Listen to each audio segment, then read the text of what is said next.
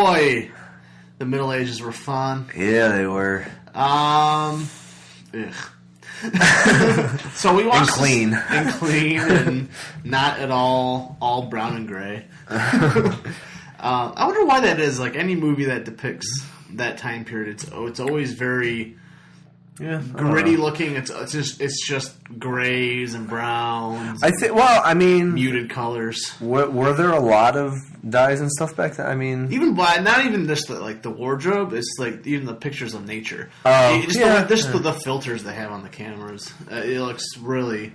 I mean, I think that's an effect of. I call it the Ridley Scott effect, honestly, because he seems to have kind of started the whole cinematic trend. Yeah. Of those weird colors. But. I don't know how I got on the tangent. We watched Black Death. Which, by the end of it, I was pretty sure it was the Star Wars prequels. It was the rise of Darth Vader. That's all I could think of, like, in the last montage, everybody's going around in the Crusades and taking the witch hunts. Witches. It's like, he's Darth Vader now. He can kind of look like Hayden Christensen as Anakin Skywalker. So it's about the Sith and Sean Bean. Yeah. I like the movie. I really now that because I had kind of seen it before, but now actually watching it like the whole way through and seeing it, I actually really liked this movie a lot. I probably don't like it that much. Yeah, but it's definitely one of my favorites of this. Okay, of what we've seen so far. All right, yeah. It's solid. It's a solid film. Not quite horror, but no, it's definitely. It kind of. I was thinking it's if you were to make a horror movie in like the 1300s, I think this would be a horror. This would be your horror. It's certainly scary in the sense that this happened. Stuff like this is real. We should. I was thinking too. We should have watched this right after Haxon. Yeah, it would have. It would have been fitting. Fit in well. But also they take you down a path that makes you think that she actually is she actually a witch? Yeah, there might be like a supernatural element. Yeah, and they don't really say no. Yeah, and that's what I think too. That was the other thing I was thinking is that like we were talking about with like Children of the Corn and like last year with Last Exorcism, the fact that they don't show it is what I think makes it more effective. This is more ambiguous.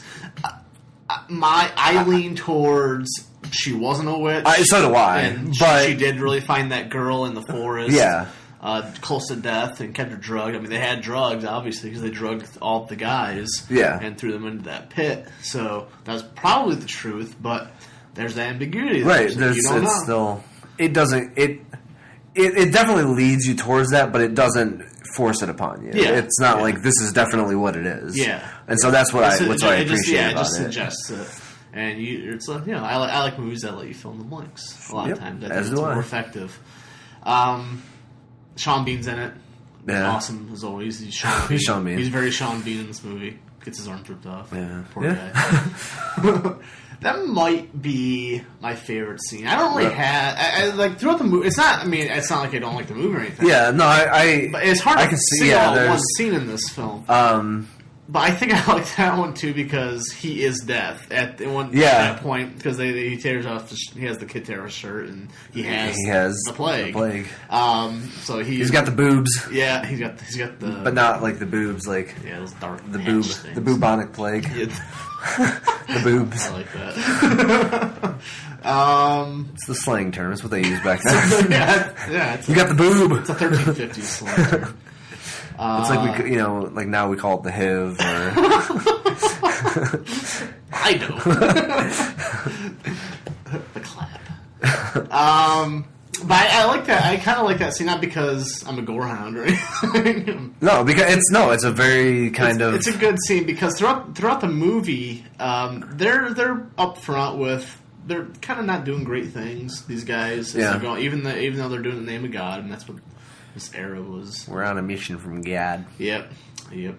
And so he was deaf. I mean, throughout the film, and up to that point, even when he is at their mercy, he is still deaf because even if they kill him, it doesn't really matter because he's just going to spread that pestilence to the village.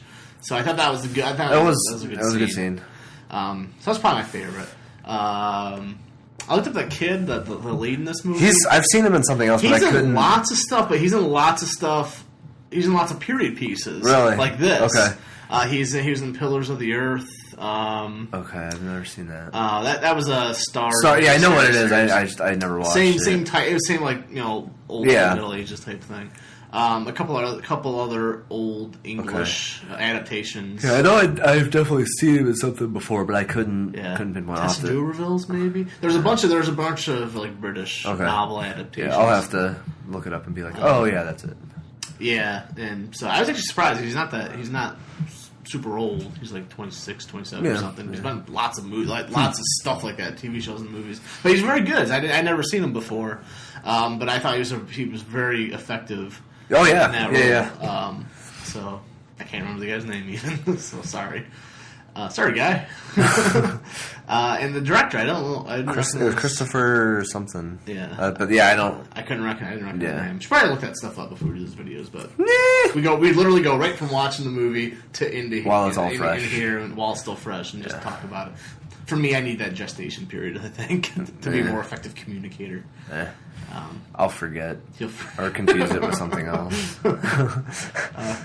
But yeah, it's worth a watch. It's on Netflix. Anything else? I wanted to. Yeah, you always do that. But it's because I did mine already. Yeah. So I forgot. What's your favorite scene? No, it's not important. No, I'm just kidding. Actually, mine was. Again, it was because I couldn't like pinpoint anything where I was like it stood out. But there was one scene that I remember watching it, and I was like, I really appreciate this for the realism of it. Mm-hmm. And it was the scene in the woods where he was looking for Avril, and then he saw all those people, and he ran. Yeah, and then he ran and got them, and then they had that battle, mm-hmm. and by the end of that battle, the people were fighting, and they were like, and I mean, they could barely swing their swords. He was like hitting them with his shield. I mean, doing anything. And there was, any other time, you watch like a battle scene in a movie, they're always like full of motion and energy, and like they never get winded. And I appreciated that realism in that scene where it was like they were struggling, and literally. Every ounce that they had left was just to ensure their survival. I other than the ambiguity, I think the whole movie is pretty realistic. Yeah, How things are portrayed. I did. And we know that because we watch Haxon. It's a life lesson, folks. Watch Haxon, you'll know the meaning of life. I can't wait till the awards come. We got so many ideas. No, I think it has a grittiness and realism. I did notice that too with that scene. Kind of like their arms become they're just really tired and they're exhausted and I like that scene. That's not my favorite scene, but a tie might be that scene when the kid's going through the marsh, looking for the witch. Okay. The witch at the end, and she's taunting him from the mists, basically saying she wasn't dead. You killed her. Where's your god now? That kind of stuff. That was a really good scene too. I have nothing else to say. This is go see it. Definitely. It's one of those borderline horror movies. I would classify this more a horror movie than Peacock, maybe. Yeah, definitely. Yeah. Definitely. But it's certainly worth watching. So go check it out. And tomorrow, now we're getting into our theme, our home stretch. Stretch. We have back-to-back movies, which I kind of threw in there just because they had creep in the name. And we're movie creeps. So our next movie is another cult horror classic, George Romero movie and Stephen King joint. Creep Show. If you never watched Creep Show, it's a bunch of vignettes, short stories crammed into one thing. And we're going to talk about that tomorrow. So go watch Creep Show. It's streaming on Netflix as well. So I'm pretty sure it still is. Leave. Get out of here. What are you doing still watching us creeps? It's because I'm taunting them like a snake. They're hypnotized. It's like your fan dance. Bye.